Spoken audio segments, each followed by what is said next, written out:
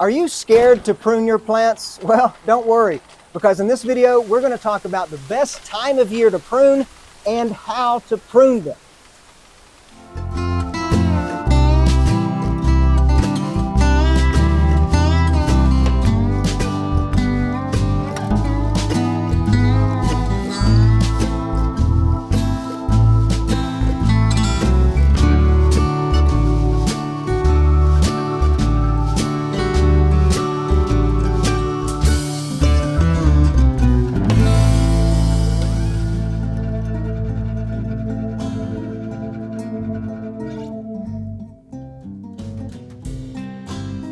So when it comes to when do you prune, the best answer is to prune when the plants are actively growing.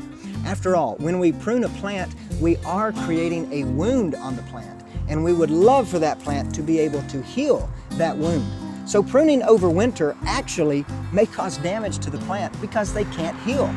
But if you're pruning in spring, summer, and maybe the first part of fall, you will have plenty of time for those wounds to heal and your plant be nice and secure and free from the chance of disease or rot.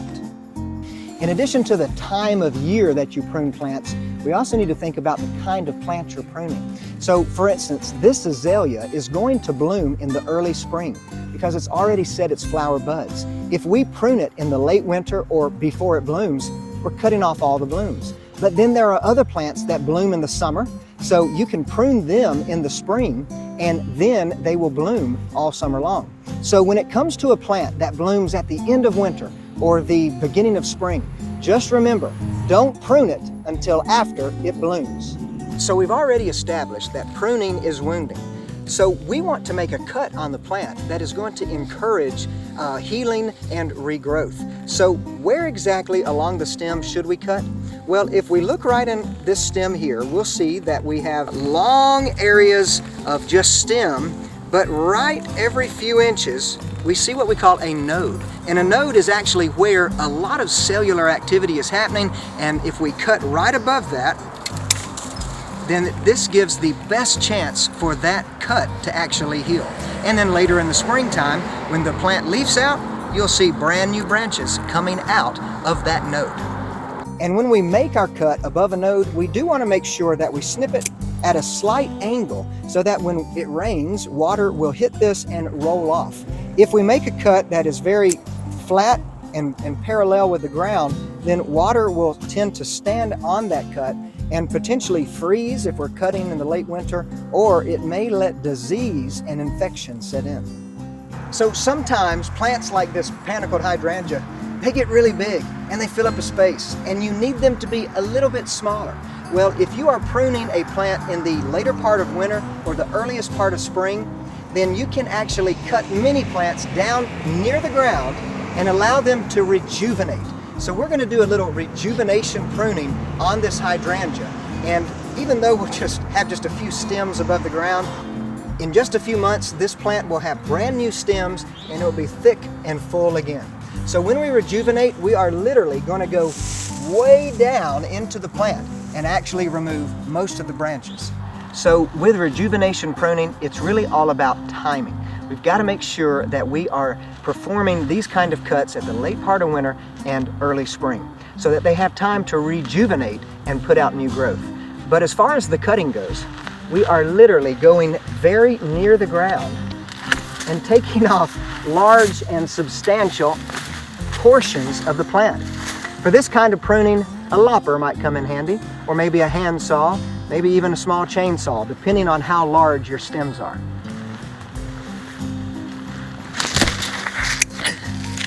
So it looks pretty brutal, I know.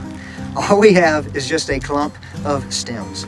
But with many plants, of course, they have the ability to rejuvenate themselves. And from this trunk, essentially, we will have a brand new plant that's thick, that's full, that's blooming in the summer, and best of all, it won't be so big. So there are two kinds of pruning cuts. It's really that simple. We have number one, a heading cut, which is where you literally are cutting out the tip of a plant. It could be anywhere along the stem, as long as you're removing the tip of a plant. Now, a heading cut is going to create a plant that is bushy and thick and full. So think of foundation plants or maybe a hedge. You're always shearing off the tips to regenerate a thickness and a density to the plant. But if you have a plant maybe like this viburnum, which of course is a beautiful plant with a sprawling habit, sometimes they get a little too thick. And that's when we use the second kind of pruning cut, which is a thinning cut. So that is where we will come into the plant and follow that stem to where it originates. And we will remove the stem at its origin. Now that's going to help with giving you an open, less thick, but more maybe ornamental look with a plant. Or if there's a plant that has these crossing branches, you may thin out the branches that are crossing to keep the plant healthy and happy. So when it comes to making a pruning cut, there's two types. A heading cut that makes it thick and full, and then there's a thinning cut that makes it a little sparse, a little more open. So in addition to cutting material off on a plant that you want to coax to do one way or the other, there are some things that we do need to think about removing if we come across them. First of all, if a plant has any dead wood, dead limbs, dead twigs, we need to remove dead material all the time. I've already mentioned, of course, if we have crossing branches, those need to go. But here's an example of something we call a water sprout. And if you notice, it's very vertical growth. It's very vigorous. And it comes from the base of the plant all the way up. And it is destroying the overall look of this plant because these branches should be very horizontal. But instead, we're getting this very vertical growth. So we're going to take this water sprout out as well.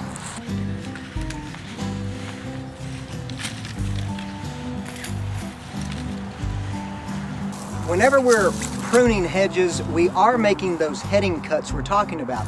But many times we're just coming in much lower and trimming things back. Now, of course, when you're hedging, you can use these old traditional hedging shears, but why not go with something that's battery powered, gas powered, and that gets the job done 10 times faster.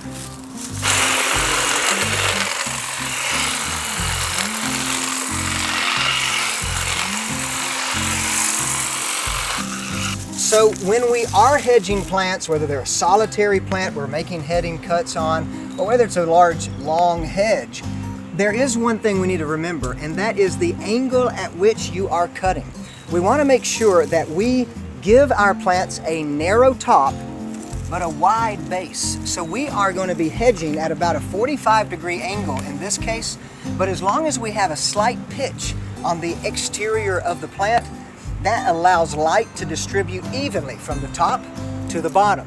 If we invert that and have a narrow base, but a wide top, then light will only hit the top branches, and that makes the base look thin and sparse, and nobody wants a thin hedge.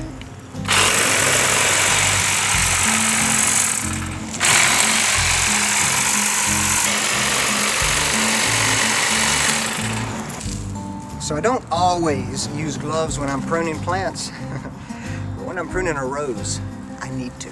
So when it comes to roses, most roses are summer bloomers, which of course means that they are going to produce their flowers on this coming year's wood. So if you're pruning in late winter, early spring, we can actually severely prune this baby back because spring will come, new branches will come, and it's those branches that are going to produce blooms. A lot of times roses get tall and leggy, gangly if you will, and by doing this pretty heavy pruning, that's going to encourage your plant to be thick, full, but also full of blooms.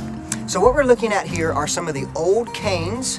You'll see there are cuts down in this range of the plant, and that's from last year. So we're going to go near those cuts and actually take the plant down about to that point. So,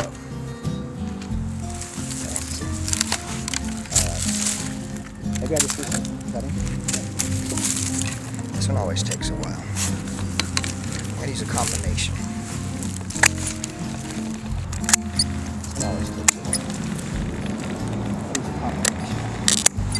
So while we're pruning the plant, I'm looking for dead wood that may need to be removed, but I'm also looking for growth that's coming off of the rootstock, because growth that comes off the rootstock is not going to look like our desirable plant. It's going to have different characteristics. So it's really important that if you see something coming out of the root system itself, it's really important for us to come in And of course, snip that back as close to the root as we possibly can.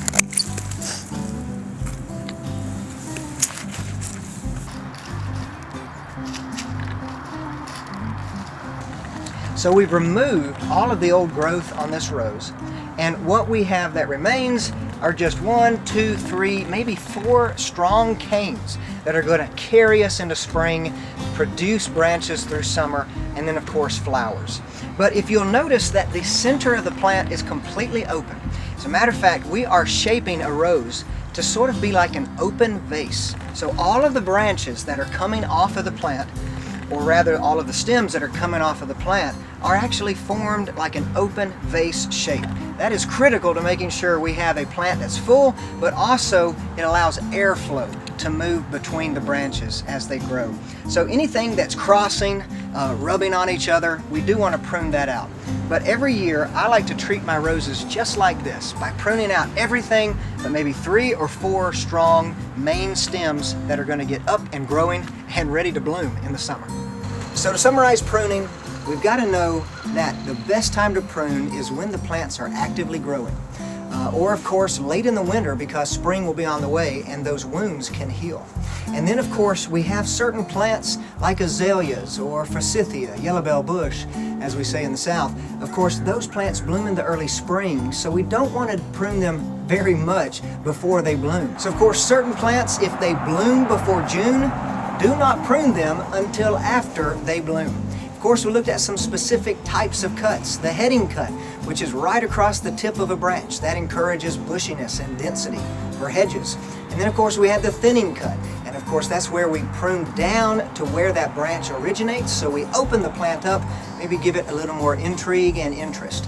And then of course we talked about some specific plants like roses and hydrangeas and how you can prune them more specifically. So I hope this video has taken the fear away from you as far as pruning goes and has given you the confidence to make pruning cuts at the right time of year and on the right location on the plant. So stay well and prune well.